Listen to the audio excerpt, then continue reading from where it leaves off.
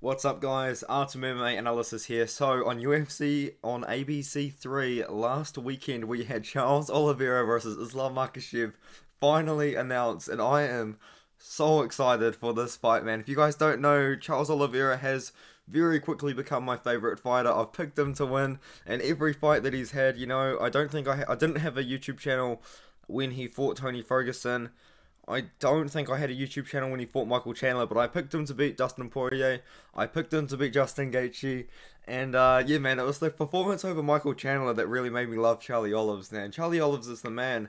You know what I mean? I think he's the guy. I think he's the guy to do it, and I do believe he is going to beat Islam Makhachev here.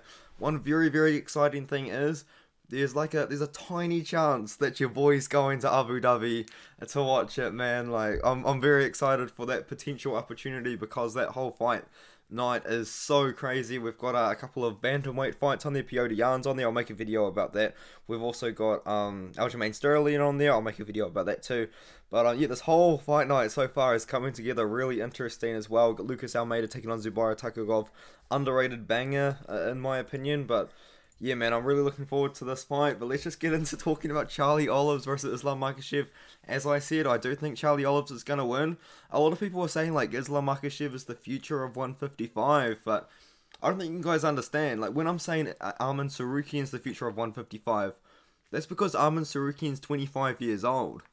Islam Makhachev is 31, you know what I mean? And Charlie Olives is 33. He's only 2 years older than Islam Makhachev, so if Islam Makhachev wants to make something out of, make something and become the greatest lightweight of all time, he really does have to beat Charlie Olives. It's not like he's going to, I don't know, this is what I'm trying to say anyway. Like, Arman Tsarukyan is 25 years old, Islam Makhachev is 31, Islam Makhachev's probably going to retire in like 5 years time, you know what I mean? But, Arman Tsarukyan's probably got another 10 years to work, so Charlie Olives as well, man. I think he's probably going to retire in a few years as well. I think he's going to retire on top. So I think he's going to beat Islam Makhachev, defend the belt a couple more times, and then maybe call it there as the greatest lightweight of all time. Maybe he even goes up or down a weight class. I know he's talking about fighting Volkanovski, but I think Volkanovski's going to come to him at 155. So, yeah, we'll see what happens, man. Anyway, I've gotten really sidetracked. The point is Charlie Olives versus Islam Makhachev. I think Charlie Olives wins. I don't think Charles Oliveira isn't scared of the takedown. Islam Makhachev, all of his opponents that he's fought have been scared for the takedown. Davey Ramos didn't want to go to the ground with him. Drew Dober definitely didn't want to go to the ground with him, and he took 3 rounds to submit him. And then Thiago Moises, he didn't really mind going to the ground with him, but he's a jiu-jitsu guy. He's not even ranked, and he wasn't ranked at the time of the fight, and that just made him number 14 to make the win look better. And he went to the 4th round with Islam Makhachev.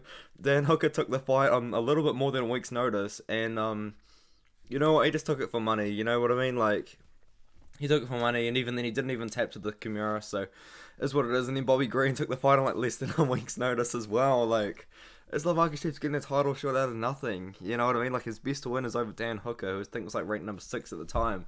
And he took the fight on about 2 weeks notice, a week and a half's notice or something, you know what I mean? So I don't know, man. Islam Makhachev, he hasn't tested himself against good opponents, and when he did fight another grappler, it took him to the 4th round.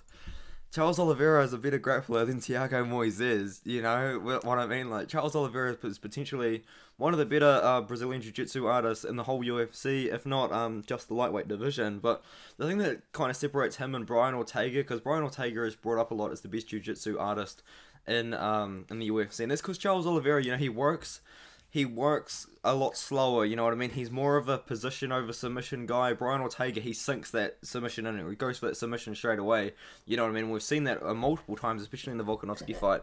Sorry, that background noise is going to be my dog. She's playing with her toy. But Charles Oliveira, you know what I mean? Like, he dropped Justin Gaethje, and he did instantly go for a submission, but when he knew that it wasn't going to go in, he started working for a better position. He got the back, and then he submitted him there. Same sort of thing with Dustin Poirier. It took him 3 rounds to work, but he did work, and he did finish Dustin Poirier. Knocked out Michael Chandler. Michael Chandler was notably very tired before that knockout as well. Beat Tony Ferguson with positional control. Yes, he did almost have that armbar in the 1st round, but Tony Ferguson is just built different, man. He didn't tap, and he did beat Kevin Lee. Yeah, that's a much more impressive run than Islam Makhachev has had anyway, over guys that are mostly unranked, except for Dan Hooker. So you could say an argument, oh, Moises was ranked number 14 at the time, but he wasn't actually ranked before the fight was announced, so that kind of blows that argument out of the water. On the feet, I think Charles Oliveira is the better striker, you know what I mean? Like, Islam Makhachev's striking's pretty good, like, his movement's very good. I will give him that. But we've seen him knocked out before, so that's always kind of something to think about. You know, if Charles Oliveira does land clean, and he has done it before, talk to Michael Chandler. Yeah, Charlie Olives, man, he really could land clean on Islam Makhachev and put him down, and then get on top. But Islam Makhachev's path to victory is really to wrestle Olives against the cage, maybe like put him down, wait for him to stand up, put him down again. But the problem is you can't actually wear Charlie Olives down by constantly taking him down if he doesn't want to get up. Charles Oliveira is going to get taken down by Islam Makhachev, and Charles Oliveira is going to want to be on the ground. It doesn't matter if it's on the bottom, it doesn't matter if he's on top. Charles Oliveira wants to be on the ground. He's got that jiu-jitsu base, and he's a really good jiu-jitsu grappler. Yes, Islam Makhachev is a really good wrestler, and I would say more of a ground and pound guy. He also does work for position quite a bit, but as I said, man, Charles Oliveira wants to be on the ground anyway, so I don't think he's not scared of the takedown. It's not going to affect his striking because he knows it's coming anyway, and he wants it, he accepts it. Like, he pulled guard multiple times against Justin Gaethje. Yes, he did get knocked down a couple of times, but I feel like in one of those knockdowns, like, Justin Gaethje hit him with a clean shot, and either it was a delayed reaction and Charles Oliveira did get knocked down, or Charles Oliveira was like, oh, I'm stumbling back, let me just fall on my back anyway and hope that he follows me down. I feel like maybe just he pulled something like that in there. Like, that's not me just being a delusional Charles Oliveira fan. If you do watch the fight, there's one knockdown where Justin Gaethje gets him good, and Charlie Olives isn't gonna fall down. Like, he's not gonna fall down, and then he kind of just decides to. You know what I mean? Like, he just decides to go on his back. So he doesn't actually mind being on his back. Maybe being on the back against Justin Gaethje and Islam Makhachev are two different beasts. But yeah, man, I do believe Charles Oliveira's got it, you know, like, on the feet, I believe he's the better striker. He does stand very, very upright, which means that he is very prone to getting taken down, which is what Islam Makhachev obviously wants. He probably does want it on the ground, but I think Charles Oliveira, you know, obviously the fight's going to end up on the ground, but he's not going to mind it. He's not really going to fight the takedown too much. He's not going to be scared of the takedown like a lot of his other opponents, and interestingly, at the moment, man, a lot of Tapology is actually agreeing with the Oliveira pick, even though the odds are not. So at the moment, you can get Charles Oliveira at a plus 170 underdog. I know a few other people that got better odds. He opened up, I believe he opened up like plus 200 when the fight was announced, plus 210 or something like that. Now money is coming in on him big time. Now he's only plus 160. And I think maybe he's still going to be the dog going into the cage, in my opinion. But I think he's going to be like a plus 130, plus 140 underdog by the time he actually steps into the cage, because all of you are at plus money. Even at plus 185, you can get it 5 times, plus 150, plus 170. I don't mind that, man. I do like Charlie Olives. I can't believe he's such a big underdog. I can't believe he opened up plus 200. That's madness to me, man. I believe Charles Oliveira does win this fight.